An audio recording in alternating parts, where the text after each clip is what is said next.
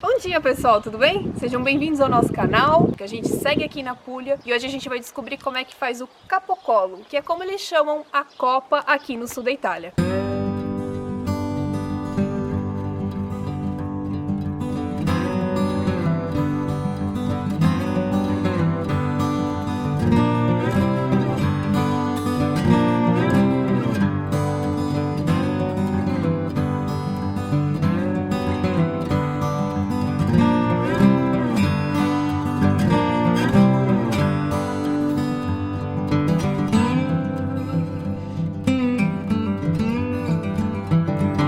Fare un buon salume, un ottimo salume, un salume di qualità eccellente, non basta solo la professionalità, ci vuole un animale che ha delle caratteristiche che oggi noi in questo territorio riusciamo ancora ad allevare con un sistema semibrado. I suini vivono allo stato all'aria aperta, si alimentano col sottobosco, hanno questa vita tra virgolette serena, ma soprattutto le condizioni climatiche del luogo dove questi lavori vengono fatti. Ecco perché in Italia abbiamo delle tradizioni, cioè il prosciutto di San Daniele si fa in quel luogo, il Parma si fa in quel luogo, il capocolo di Martinafranca si fa in Valle d'Itria. Abbiamo la fortuna di avere questa altitudine sui 400 metri in questa zona centrale della Puglia, identifica quest'area come non unica, ma sicuramente la più importante, vocata a fare anche dei salumi. Si racconta che già nel 1700 c'erano delle realtà locali, allevamenti domestici, dove si utilizzavano la trasformazione del maiale in salume e si usava lavorare con una metodologia che per noi oggi è diventato un capitolato da applicare alla lavorazione. Quando parliamo di capocolo di Martinafranca ci sono due simboli produttivi: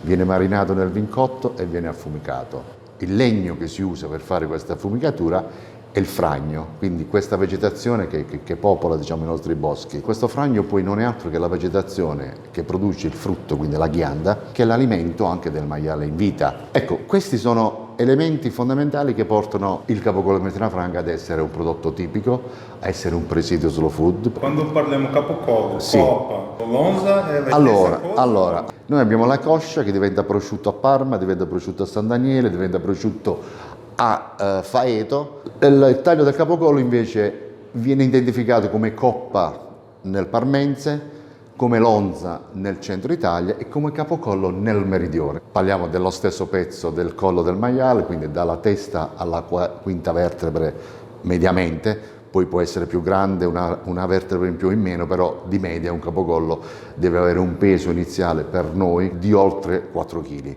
Quindi strutturalmente deve essere anche un animale che deve superare l'anno di vita, quindi non può essere un animale giovane, proprio perché quando parliamo di salume abbiamo bisogno di un suino che abbia delle carni strutturate, usiamo questo termine, quindi un animale giovane non permette di fare un salume di qualità. E andiamo a vedere la produzione? Adesso andiamo a vedere la produzione, prego.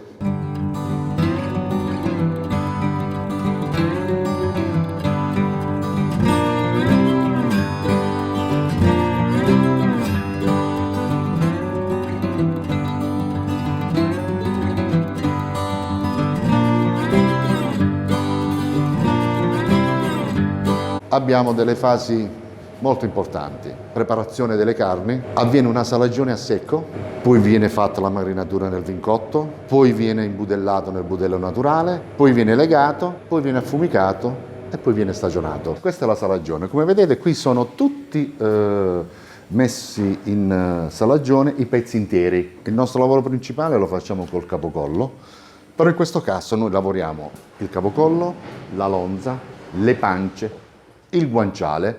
Sono identici come lavoro, anche se sono diversi come pezzi interi.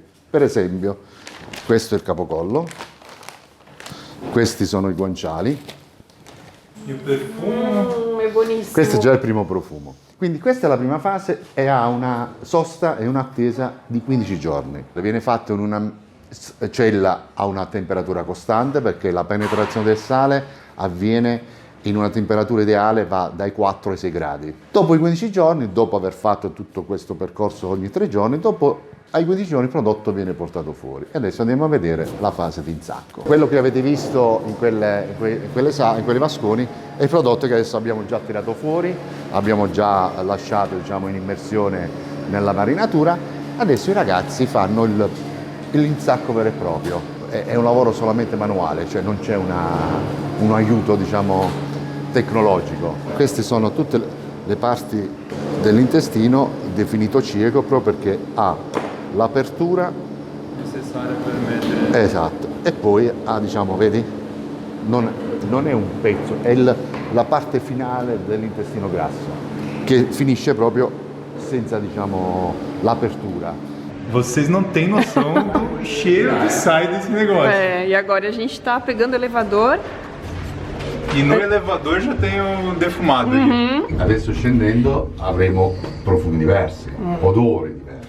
Tutto appeso viene giù e qui poi abbiamo un percorso. Il percorso inizia dalla cella di affumicatura. Si riempie questo braciere con la potatura del fragno, quindi col legno, si accende, questa stanza si inonda di fumo, senti, questa è spenta però senti questo profumo del fumo. Buonissimo. E il prodotto viene lasciato dentro per 2 giorni e poi viene tolto, diciamo, da questa stanza. Il salume poi bisogna gestirlo. Nel momento in cui l'abbiamo fatto, noi abbiamo rispettato la tradizione di come dobbiamo farle, gli ambienti dove farlo, la temperatura di operatività che deve essere mantenuta. Adesso il prodotto deve essere gestito. Questa prima cella, che viene chiamata asciugatura, è proprio quella che permette subito, inizialmente, di far sgocciolare il pezzo capocollo o i salumi. In questo caso sono dei salumi, perché questa è una cella che noi utilizziamo per fare il primo ciclo.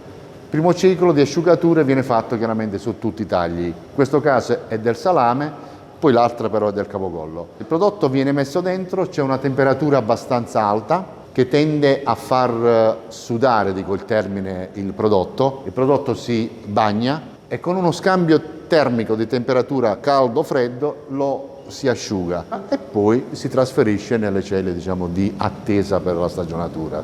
Adesso vediamo quella proprio del capocollo, perché questa fase è uguale, cambia solamente i tempi, perché quando noi dobbiamo asciugare, usiamo il termine asciugare, un pezzo piccolo ci metteremo meno tempo, un pezzo grande ci metteremo più tempo. I pezzi interi vanno a essere tenuti in stanza di fumo, il salame no. Affumicato per 2 giorni e asciugato per 15 giorni, perché questa è la fase dove il prodotto entra, è un prodotto molto umido e bisogna stabilizzarlo. Cosa succede? Dal giorno in cui io lo metto in questa stanza al giorno in cui lo porto fuori, gli cambio quotidianamente dei parametri, cioè parto da una temperatura alta, oltre 20 gradi, e lo vado a tirare fuori quando nella stanza abbiamo una temperatura quasi di cantina, cioè la temperatura ideale che poi gli permette di stagionare. La temperatura ideale è quella che va dai 14-15 gradi. Si trasferisce qua dentro, prego, e qui sosta per i primi 2 mesi. Come vedete sono tutti prodotti vestiti, quindi così come l'abbiamo visto all'inizio sopra, con l'insacco, la vestizione, rimangono fino ai primi 2 mesi, vedi? Allora, questi sono i prodotti che adesso, rispetto al pezzo anatomico che abbiamo visto là, appena insaccato, questo ha già la compattezza, quindi andiamo a verificare anche fisicamente un prodotto che si è stabilizzato, un prodotto che ha preso la sua forma. Dopo 2 mesi questa vestizione non ha più una necessità, quindi la possiamo togliere. E qui scopriamo che quelle muffe che non abbiamo visto sul salame, chiaramente si sviluppano anche in maniera diversa, si sviluppano anche sul capocollo. Ecco, queste sono le 2 calze che abbiamo visto prima e questa adesso viene fuori già il capocollo con la sua forma, con la sua caratteristica, bello, compatto, sodo, asciutto.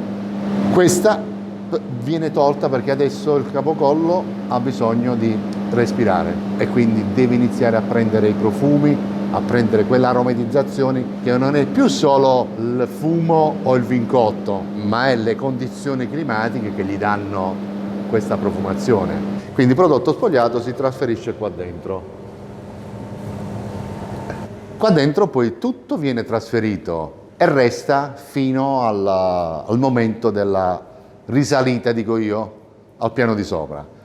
che ogni pezzo ha bisogno di un suo tempo, perché le pezzature artigianali sono diverse, non abbiamo uno standard, quindi c'è quello più grande, c'è quello più piccolo, c'è quello più lungo, e quindi in base alla pezzatura ci orientiamo su quella stagionatura media dei 150 giorni. E questo è il prodotto dopo i 5 mesi. Prodotto stagionato, prodotto che perde il 50%, perché il prodotto si asciuga, perde liquidi, si va a disidratare e quindi la percentuale dall'inizio alla fine è quasi del 50%. Questo momento finale, un prodotto viene tutto posizionato sul banco e viene tutto analizzato con questo, perché noi adesso possiamo avere la sensazione di come è il prodotto, possiamo avere, diciamo, la possibilità di capire se è compatto, se è meno compatto, se è stagionato sotto l'aspetto della compattezza, però non possiamo percepire quello che all'interno il prodotto ha preso. Se ha dei difetti o se ha dei profumi non ideali, lo possiamo scoprire solamente andando a fare questa verifica. Quindi tutto quello che noi vendiamo passa da questo banco e tutti vengono verificati con una semplice, vedete, lo faccio in sequenza proprio perché quest'osso permette al contatto di trattenere qualsiasi profumo, se sia un profumo di stagionato, di aromatizzazione o sia un odore sgradevole, e poi lo perde. Quindi senza toccarlo lo posso fare in sequenza, perché lui dopo alcuni secondi non ha più nessuna odorazione. Prego, lo devi fare in maniera veloce. Vai.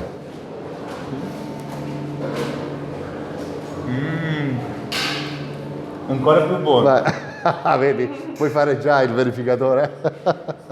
Questo è osso di cavallo, volgarmente detto, perché solo quest'osso della tibia del cavallo è così poroso che prende e rilascia, prende e rilascia. E questo è lo strumento utilizzato da tutti i prosciuttifici.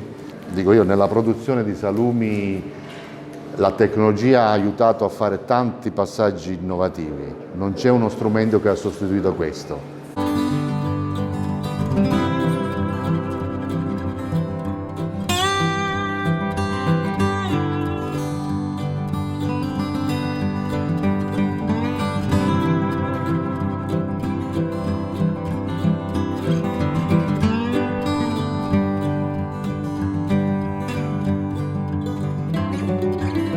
Agora vamos experimentar, porque o cheiro que tava, vocês não têm ideia.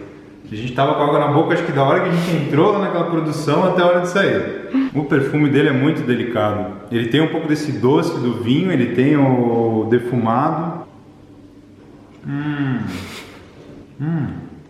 Ele dissolve na boca, assim. Ele tem um pouco da gordura, um pouco do sal, um pouco da pimenta, um pouco do vinho, o defumado. É muito bom. Em poucas palavras, é muito bom. E ele não é uma coisa que puxa tanto para a gordura. Ele tem a gordura, balanceia bem com a carne, tem o dulçor da própria carne do porco, misturada com esse vincoto que eles fazem, que é como se fosse um melaço nosso. A gente já experimentou ele. Ele tem bem o sabor do melaço mesmo. E a pimentinha é bem leve aqui, ela não é um carregado na pimenta. Você sente boníssimo. Grazie. Non ho bisogno di me per dire che... Agora vamos pro guanciale.